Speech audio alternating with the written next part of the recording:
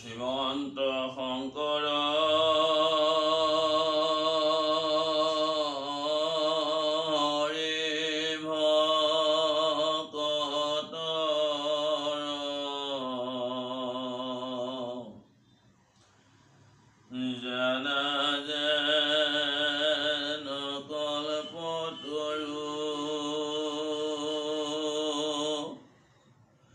তাহান্ত বিনাই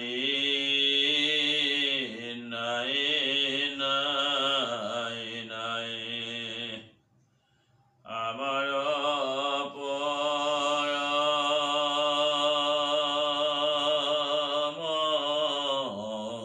গুরু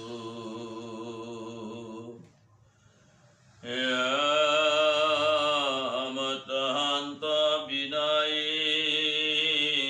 নাই নাই নাই আমার পরম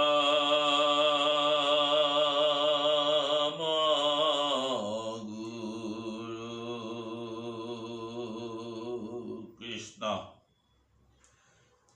কৃপালু বান্ধব সমস্ত আয় মাতৃ সমস্ত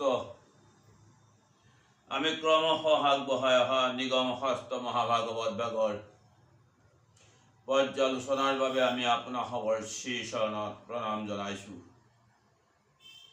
বান্ধৱ সমস্ত আমি আজি মহাভাগৱত শাস্ত্ৰৰ পঞ্চম স্কন্ধৰ তাৎপৰ্য সম্পৰ্কে আমি দুআষাৰ আলোচনা কৰাৰ মানস কৰিছোঁ।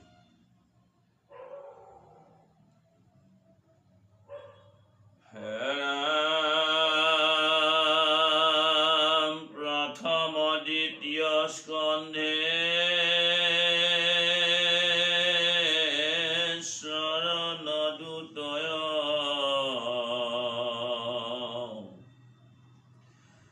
তৃতীয় চতুৰ্থে যাৰ হুয়ে গুৰুদয়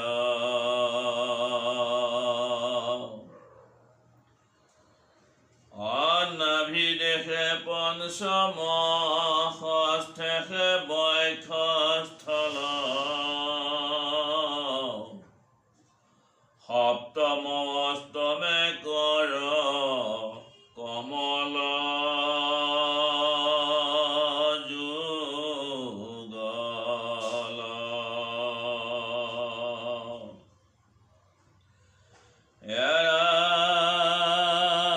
কণ্ঠ দেখে নবমদ সমে যাৰ তুণ্ড একাদশে ললাট দশে ভৈলা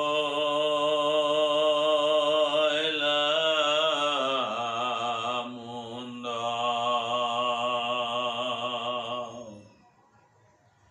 হেন ভাগৱতৰ মূৰ্তি মনোহৰ তমাল সদৃশ বৰ্ণ শ্যামক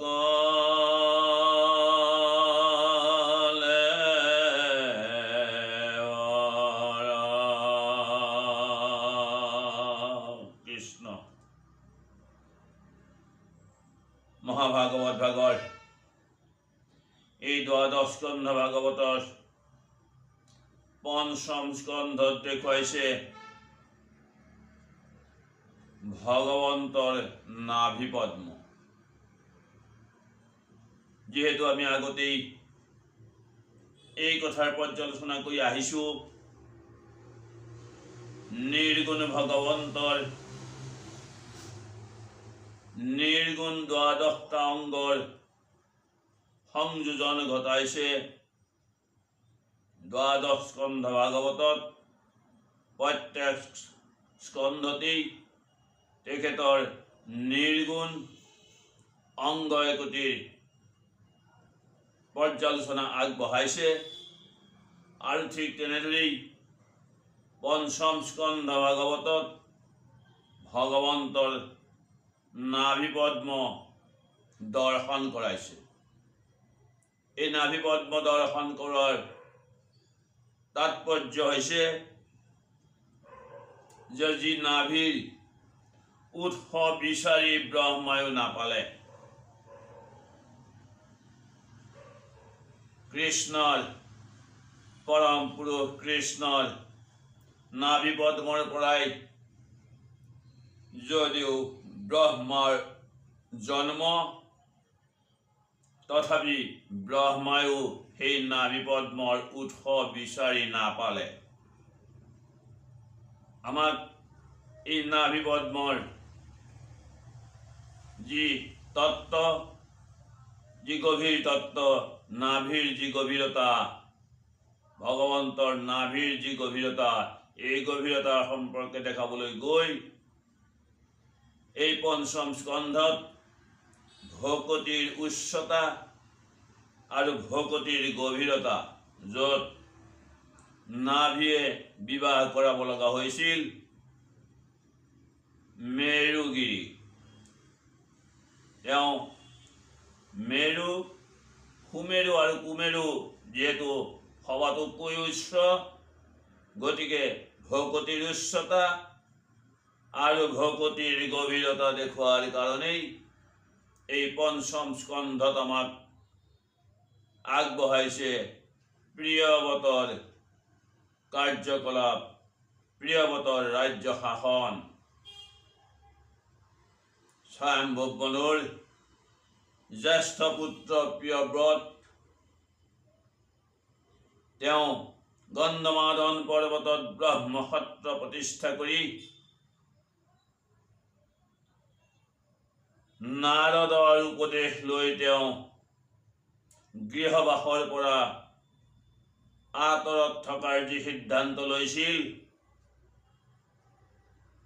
প্ৰিয়ৱতৰ পিতৃ স্বয়ম্ভৱ মনুৱে তেওঁক গৈ উপদেশ প্ৰদান কৰিছিল, তথাপি পিতৃৰ উপদেশ তেওঁ মানি লোৱা নাছিল। পিতৃৰ উপদেশ আছিল যে তেওঁ ৰাজ্য শাসন কৰিব লাগে, কিন্তু তেওঁ এই বিষয় বাসনাত পৰিবৰ ইচ্ছা কৰা নাই। গতিকে প্ৰিয়ৱতে ৰাজ্য শাসন কৰিবলৈ তেওঁ অমান্তি প্ৰকাশ কৰিলে, আৰু পিতৃ আৰু পুত্ৰৰ এই কথোপকথন ব্ৰহ্মাই তেওঁৰ ধ্যানত জানিব পাৰি, ব্ৰহ্মাই হংসযানত কিন্নৰ গন্ধৰ্ব বেদ সমস্ত লৈ তেওঁ আহি সেই গন্ধমাদন পৰ্বতত য'ত ৰজা প্ৰিয়ব্ৰতে তপস্যা কৰি আছে, য'ত নাৰদৰ উপদেশ লৈ তেওঁ তপস্যাত ৰত হৈ আছে, সেই স্থানত আহি ব্ৰহ্মা উপস্থিত হ'ল। আৰু ব্ৰহ্মাই যেতিয়া তেওঁক গভীৰ তত্ত্বৰে সৈতে তেওঁক বুজাই ৰাজ্য শাসনৰ দায়িত্ব অৰ্পণ কৰিলে, তেতিয়া তেওঁ ব্ৰহ্মাৰ কথাত মান্তি হৈ তেওঁ ৰাজ্য শাসন কৰিবৰ বাবে আগবাঢ়ি আহিল। আৰু আহি তেওঁ বিশ্বকৰ্মাৰ কন্যা বহিস্মতিক বিয়া কৰালে। বহিস্মতিক বিয়া কৰোৱাৰ পাছত বহিস্মতিৰ এটি সন্তান আৰু এজনী কন্যা আৰু 7টি তেওঁৰ পুত্ৰ জন্ম দিলে। উৰ্যসতী নামৰ এই কন্যাক শুক্ৰাচাৰ্যলৈ বিবাহ দিলে। শুক্ৰাচাৰ্য আৰু উৰ্যসতীৰ কন্যা আছিল দেৱযানী। এই দেৱযানীক বিবাহ দিছিল যযাতিলৈ। ৰাজ্য শাসন কৰাৰ পাছত তেওঁ যেতিয়া এই 10 পুত্ৰ আৰু এগৰাকী কন্যা তেওঁ জন্ম দিয়াৰ পাছত তেওঁ ৰাজ্য শাসন কৰিলে। আৰু ৰাজ্য শাসন কৰি তেওঁ এই সংসাৰ, মায়াময় সংসাৰ ত্যাগ কৰি তেওঁ বৈৰাগ্য অৱলম্বন কৰিলে। আৰু প্ৰিয়ৱতৰ জ্যেষ্ঠ পুত্ৰ অগ্নিধ্ৰক তেওঁ ৰাজ্য শাসনৰ দায়িত্ব অৰ্পণ কৰি তেওঁ গৃহবাস ত্যাগ কৰি বনলৈ গুচি গ'ল।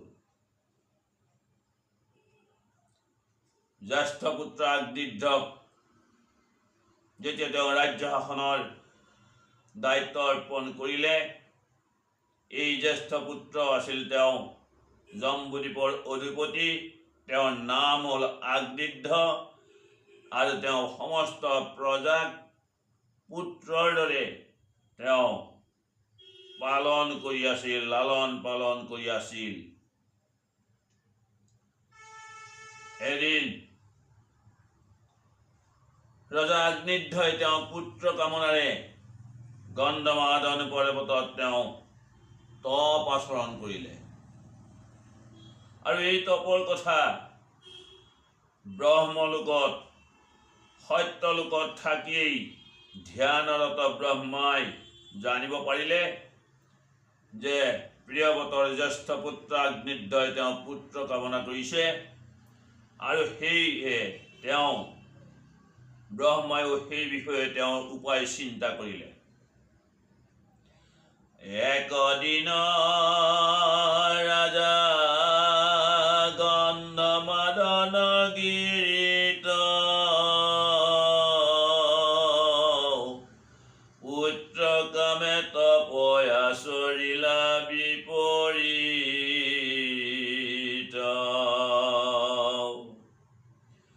ধ্যান কৰি ব্ৰহ্মক আচন্ত ৰাজ সুতে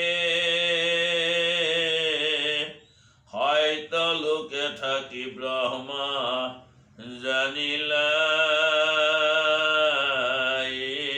ইংগিতে।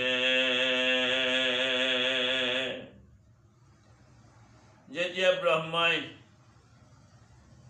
তেওঁ সেই সত্যলোকত থাকি জানিব পাৰিলে যে প্ৰিয়ৱতৰ পুত্ৰ অগ্নিধ্ৰই পুত্ৰ কামনাৰে তেওঁক ধ্যান কৰিছে, আৰু তেতিয়াই ব্ৰহ্মাই তাৰ উপায় চিন্তা কৰিলে।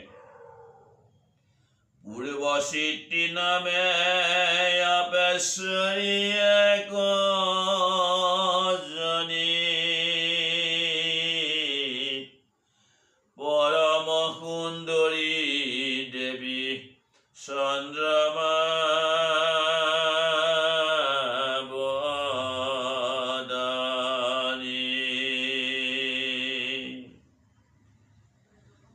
ৰাজপুত্ৰ অগ্নিধ্ৰৰ কথা তেওঁ জানিব পাৰি পৰম সুন্দৰী চন্দ্ৰৰ দৰে যাৰ মুখৰ আকৃতি পৰম সুন্দৰী সেই পূৰ্বচিত্তি নামৰ অপেশ্বৰীক ব্ৰহ্মাই আমন্ত্ৰণ জনালে।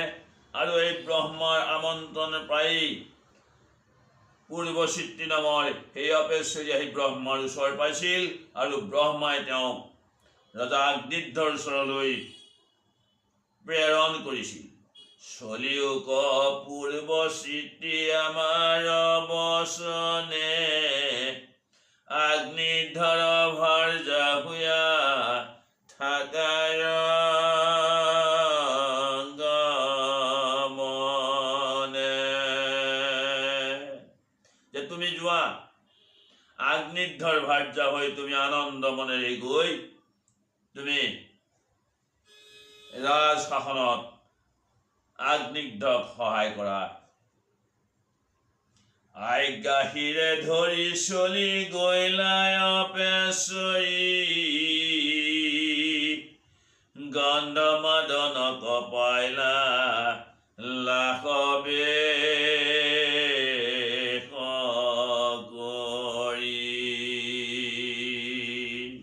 ব্ৰহ্মাৰ আদেশ পালন কৰি গন্ধমাদনত তপস্যাৰত সেই অগ্নিধ্ৰৰ ওচৰ পালে এই পূৰ্বচিত্তি নামৰ অপেশ্বৰীগৰাকী। আৰু তাতে গৈ তেওঁ ৰজা অগ্নিধ্ৰক তেওঁৰ নৃত্য গীতেৰে মুগ্ধ কৰালে, আৰু ৰজা অগ্নিধ্ৰয়ো তেওঁক পত্নী ৰূপে গ্ৰহণ কৰিলে। আৰু তেওঁক পত্নী ৰূপে গ্ৰহণ কৰি দুয়ো আহি তেতিয়া ৰাজ্য শাসনত তেওঁলোকে মনোনিৱেশ কৰিলে। সেই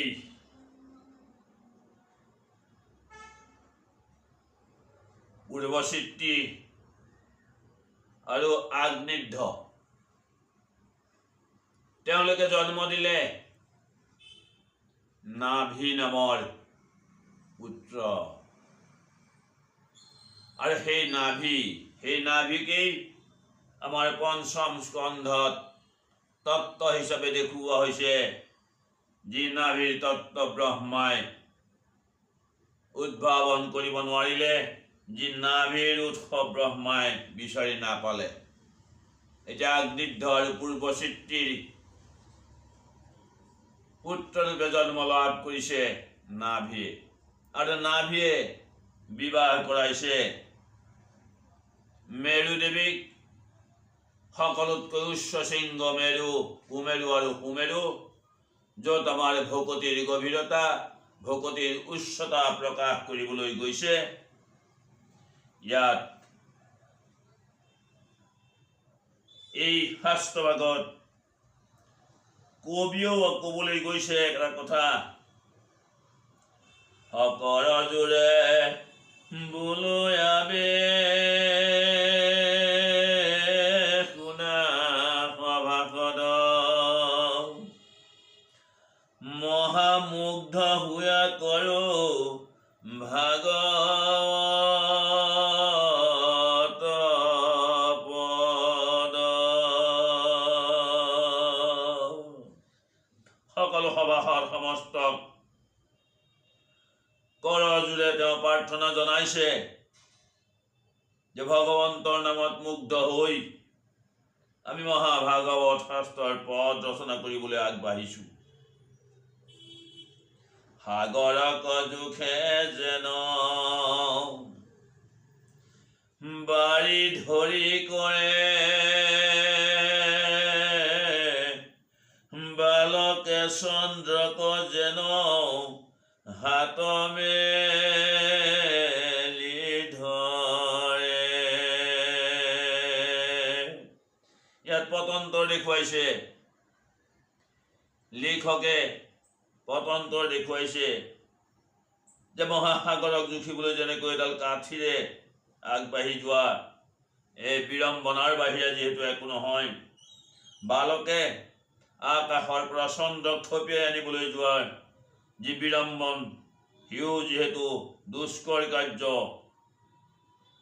আকৌ কৈছে যে গৰুৰক দেখি আন পক্ষী উৰা মাৰে, আমাক উপাইলে কয়েহি তিনি পতন্তৰে।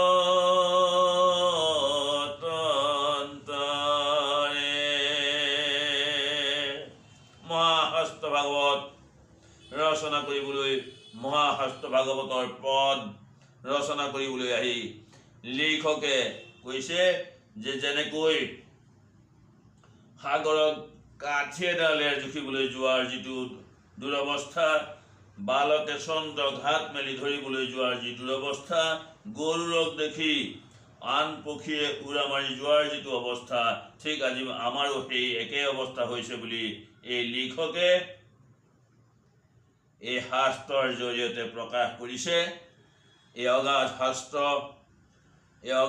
শাস্ত্ৰ তেওঁ পদ ৰচনা কৰিবলৈ গৈ তেওঁ নিজকেই অতি হীনমন্যতা, তেওঁ নিজকেই অতি কিংকৰ, শংকৰৰ কিংকৰ বুলি তেওঁ নিজকে প্ৰকাশ কৰিছে।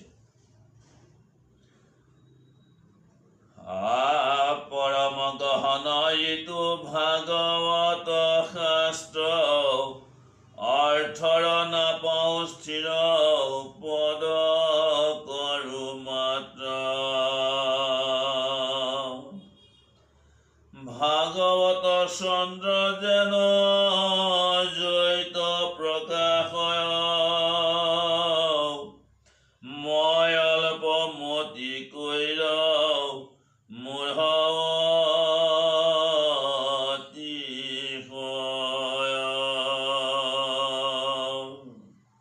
লিখকে নিজকেই মূঢ় বুলি চিনাকি দিছে যে এই অগাধ এই গহীন ভাগৱত শাস্ত্ৰ ৰচনা কৰিবলৈ ভাগৱত শাস্ত্ৰৰ পদ ৰচনা কৰিবৰ বাবে আমাৰ কি শক্তি।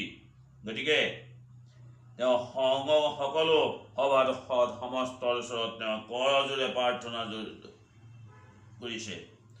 ব্ৰাহ্মণৰ মুখে যেন কথা আছো শুনি, সেই মতে পদশ্ৰয় কৰিলৈ আপুনি। পূৰ্বত কহিলো পদ যতে কমহন্তে, যাৰ কীৰ্তি প্ৰচাৰিল সাগৰ পৰ্যন্তে। তাহাক শুনিয়া অতি উত্তাৱল মনে, কৰিলো পদশ্ৰয় পৰম যতনে। মোৰ বাক্য বুলিয়া হেলা নকৰিবা, কৃষ্ণৰে সে কথা আক মনত মানিবা। গংগা জল পিয়ে বৃষ্টি জল মিহলাই, তাৰ পানে জানা বহুতৰ পুণ্য পায়।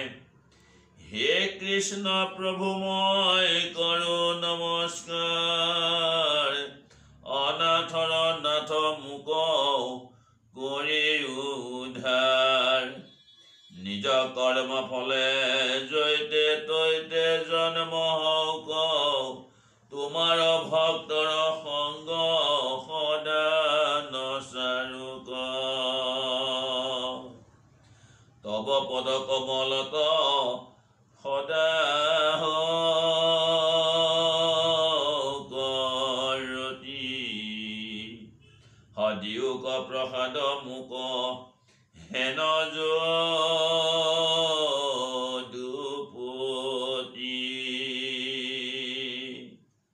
গৈলো বিক্ৰয় মই তোমাৰ শৰণে, বোলা ৰাম ৰাম যত সভাসদ জনে। কৃষ্ণ। আগ্নিধ্বৰ ৰাজশাসন। আগ্নিধ্বই যিহেতু পূৰ্বচিত্ৰীক বিবাহ কৰাই তেওঁ ৰাজশাসনত আগবাঢ়িছে, আৰু তেওঁৰ আগ্নিধ্বৰ পুত্ৰ হিচাপে যিহেতু জন্ম ইতিমধ্যে নাভিয়ে, তেওঁৰ পুত্ৰ নাভি, আৰু নাভিৰ পুত্ৰ ঋষভ। আমি ক্ৰমান্বয়ে ভক্তিৰ উচ্চতা আৰু ভক্তিৰ গভীৰতালৈ আগবাঢ়ি গৈ থাকিম। পঞ্চম স্কন্ধই ভক্তিৰ কি গভীৰতা আমাৰ আগত প্ৰকাশ কৰিব গৈছে, সেই শাস্ত্ৰত কি গভীৰ ভক্তিৰ কথা প্ৰকাশ কৰিছে, ভক্তিৰ কি উচ্চতা ইয়াত প্ৰকাশ কৰিবলৈ গৈছে। আমি সকলো কথা তত্ত্ব আমি দাঙি ধৰিবৰ বাবে আগবাঢ়ি আহিছোঁ। আপোনাৰ সবৰ চৰণত প্ৰণাম জনাই আমি আজিৰ এই পৰ্যালোচনাৰ সামৰণি মাৰিব খুজিছোঁ। আমাৰ এই পৰ্যালোচনাৰ পৰা আপোনাৰ সব উপকৃত হ'ব পাৰিলে আমাৰ এই চেনেলটো ছাবস্ক্ৰাইব কৰিব, লাইক কৰিব আৰু শ্বেয়াৰ কৰিব। এয়াই হ'ব আমাৰ বাবে আপোনাৰ সবৰ আশীৰ্বাদ। কৃষ্ণ। হৰি